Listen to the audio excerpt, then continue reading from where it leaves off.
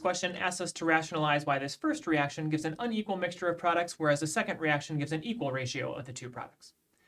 If we look at this radical intermediate and we take this ring and we kind of flip it on its side, we see that in version A, with the methyl group on a wedge, it sticks up into the northern hemisphere of the molecule. As this radical goes to react, there's going to be some steric clash between this methyl group and the radical on the top face, restricting access to the top face. There's no steric clash on the bottom face, and so the addition of the bromine to the bottom face is more favorable than addition to the top face with the steric clash. If we look at the second example, however, there are two methyl groups, one on the wedge, one on the dash, so there are methyl groups in both the northern and the southern hemisphere. That means whatever steric clash we exhibit in the northern hemisphere will also be felt in the southern hemisphere as well. There's no difference between the two, and so there's no preference for one product over the other.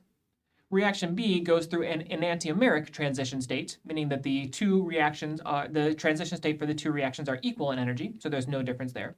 Reaction A goes through diastereomeric transition states. There is a difference in energy when reacting on the top face versus the bottom face. That makes the addition to the bottom face more favorable in this case, and in the other case, neither is favored.